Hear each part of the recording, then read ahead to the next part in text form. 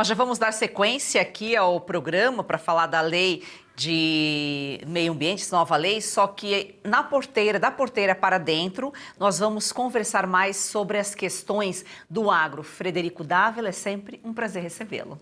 Obrigado, Joyce. Obrigado a todos vocês que estão aqui todas as terças-feiras conhecendo da porteira para dentro da produção agrícola brasileira. E hoje temos uma convidada aqui, a convite do Frederico, doutora Luana Ruiz. Por favor, Frederico, faça as honras, apresente para nós. Bom, a doutora Luana Ruiz tem um amplo conhecimento jurídico, é advogada, especialista em condições, em contratos agrários, em condições fundiárias, em condições indígenas, todos esses temas que abrangem a questão jurídica do campo do nosso Brasil, que afligem a tantos produtores em várias regiões do Brasil, como no estado natal dela, o Mato Grosso do Sul, Paraná, algumas regiões de Santa Catarina, Mato Grosso, e, enfim, é um problema aí que atinge vários e vários produtores no nosso Brasil. Seja muito bem-vinda, doutora. Eu agradeço, é uma honra participar com vocês, esse debate tão importante, tão caro para o produtor rural.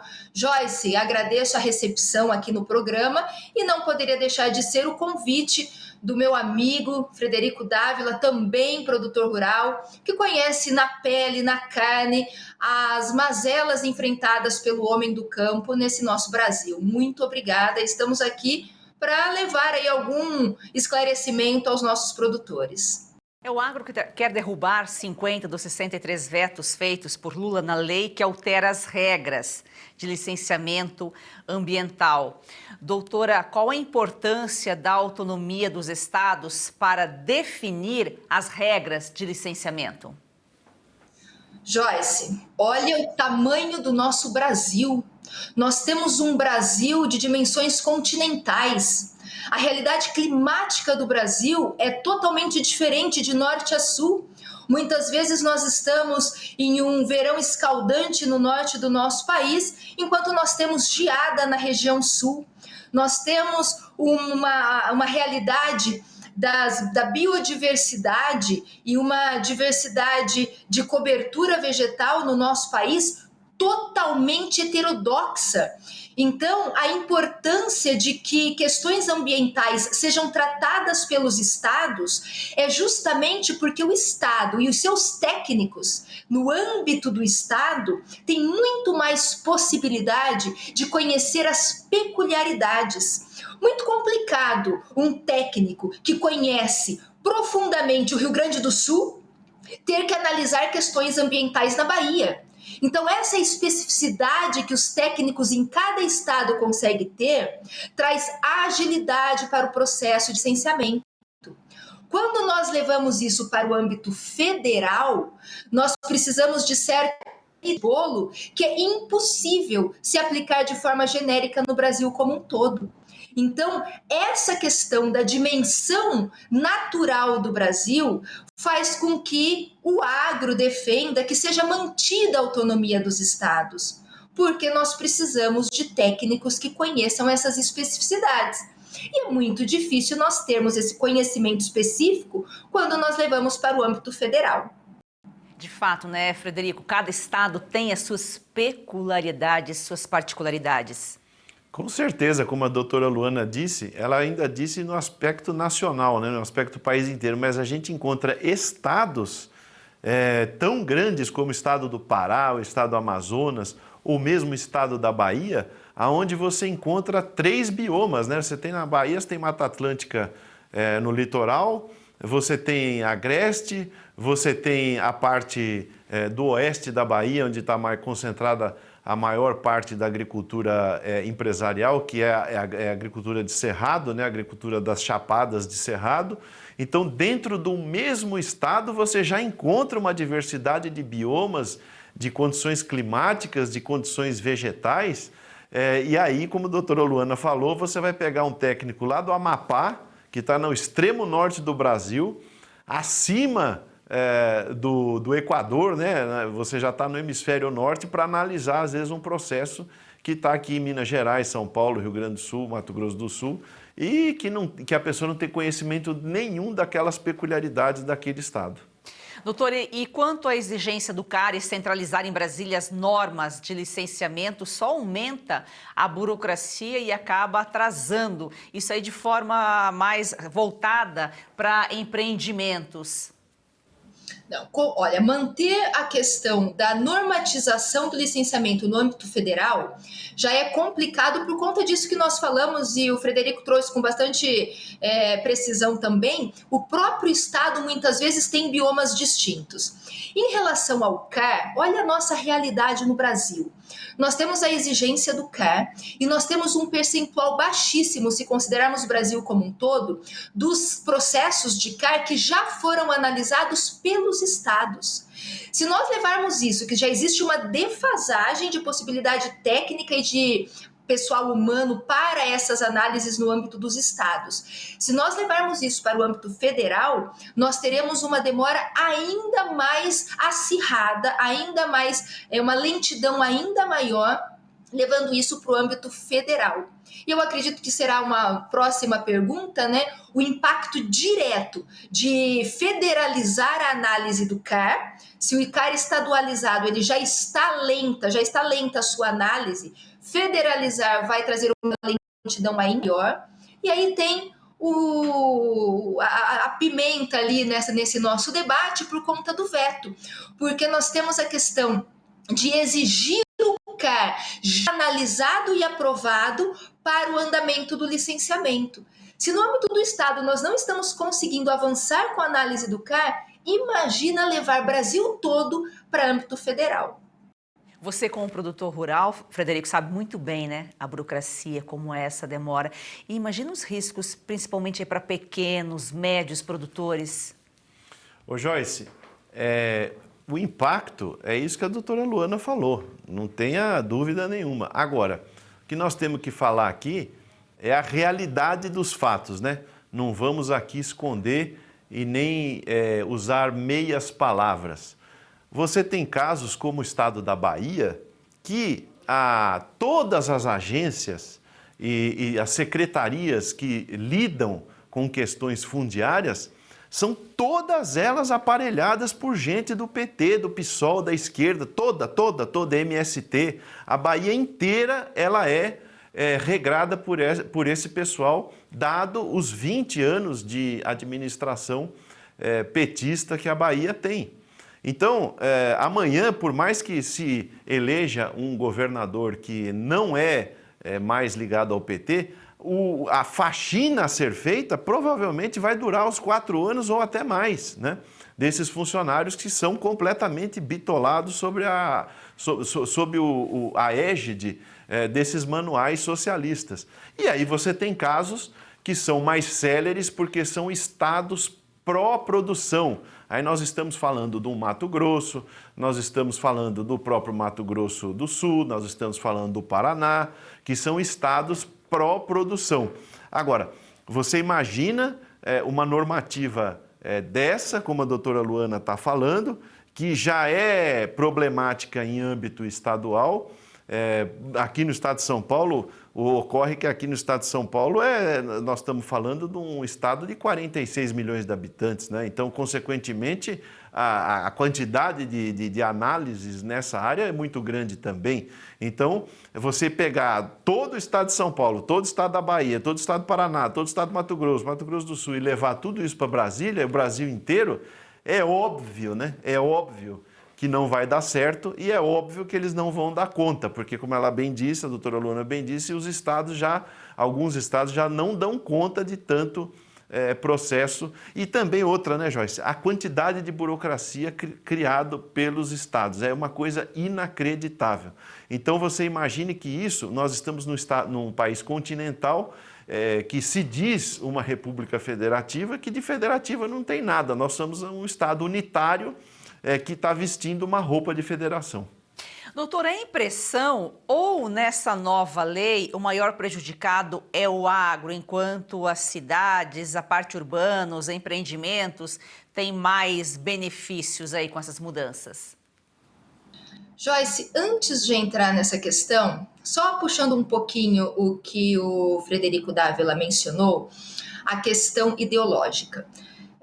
Não é questão técnica, não é uma questão de defesa do meio ambiente, não é uma questão de... A pauta ela é muito palatável, né? Vamos preservar o meio ambiente, a pauta da sustentabilidade, mas na verdade... Todos esses entraves, o que se busca é, de fato, inviabilizar a iniciativa privada e, com isso, relativizar a propriedade privada e, no fim da linha, tem ali o impacto no agronegócio, que é o grande calcanhar de Aquiles da esquerda.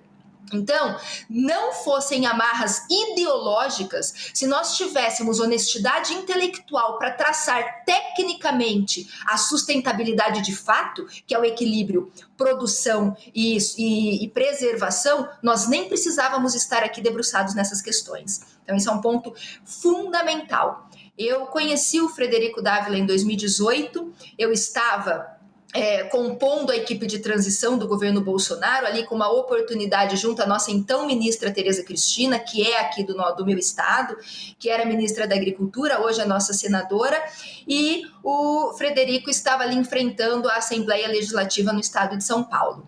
Nós tivemos um presidente da República comprometido, não com o agro, comprometido com a segurança jurídica, com a propriedade privada e com a produção e com a estabilidade da balança comercial brasileira. E em 4 anos, o nosso presidente Bolsonaro teve que se dedicar a se proteger dos chutes na canela que estava levando de pessoas que estavam embarcadas na mesma aeronave, torcendo para o avião cair.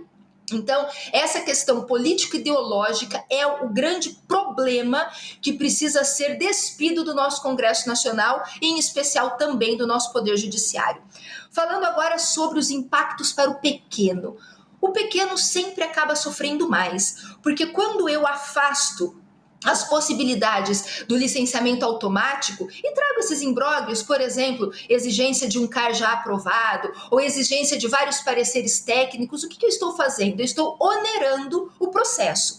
E quando eu onero o processo e coloco o produtor rural dependente ali de contratações de assessorias, de consultorias, de notas técnicas, de laudos com assinaturas de ART, enfim, tudo isso traz um preço, um encarecimento para o processo. E aquele que tem menos, aquele que é menor, que é um produtor rural que tem uma estabilidade financeira um pouco mais frágil, ele acaba sofrendo mais porque o processo fica mais caro, o processo demora mais. E o caso de o processo demorar mais para o produtor rural não é simplesmente uma questão de tempo. É uma questão de tempo vital, porque nós temos os prazos. Se eu não plantar dentro do prazo, eu não consigo mais plantar aquela safra. E a colheita é a mesma coisa. A chuva não espera, o sol não espera, a seca não espera, e nós temos as questões sazonais de períodos propícios para o plantio. Eu tenho que plantar naquele período. Então, quando a gente fala em tempo, parece que é uma questão apenas de o produtor rural vai demorar mais para ganhar dinheiro. Não, ele perde a safra se ele não plantar dentro do prazo. E o pequeno acaba, com certeza, tendo menos estrutura, acaba ali estando mais vulnerável a essa brincadeira que a ideologia faz com o agro no Brasil. Bom, a doutora já respondeu aí, a questão é ideológica, não técnica e sempre focando aí para prejudicar o agro. Agora, Frederico, os vetos do Lula devem ser derrubados, pelo menos aí a bancada está trabalhando para isso. E o que está em questão aqui é o setor produtivo, que não pode ser prejudicado, porque a preocupação da esquerda nunca é com o meio ambiente. O meio ambiente é só fachada para poder prejudicar o agro. Exatamente, precisamente o que você e a doutora Luana falaram. Agora, se Deus quiser, a nossa FPA, comandada pelo deputado Pedro Lupion, que tem feito uma gestão espetacular à frente da FPA, eu espero que derrube esses vetos, né? Agora, como a doutora Luana disse, o judiciário nosso é uma verdadeira caixinha de surpresas, né? Porque nós tivemos recentemente o caso do IOF, com mais de 380 votos aí para para ser derrubado, e depois o ministro Alexandre de Moraes chama o ministro Haddad para o STF para uma mediação, né? Uma mediação. Isso é um absurdo completo, entendeu?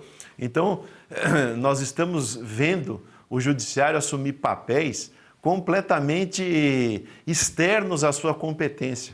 Então, os deputados foram atropelados nessa situação e vamos ver aí na derrubada dos vetos o que vai acontecer. Se Deus quiser, a FPA vai cumprir com o seu papel. Agora, nós precisamos ver se vai ser respeitado a vontade popular, só para recapitular aqui, a Câmara dos Deputados representa a população e o Senado Federal representa os estados. Então, esperamos que o Congresso Nacional cumpra o seu papel e que esse papel seja respeitado pela Justiça, que hoje mete o bedelho em tudo. É uma coisa inacreditável. A doutora Luana deve ficar muito mais espantada do que eu, porque ela lida com isso diariamente.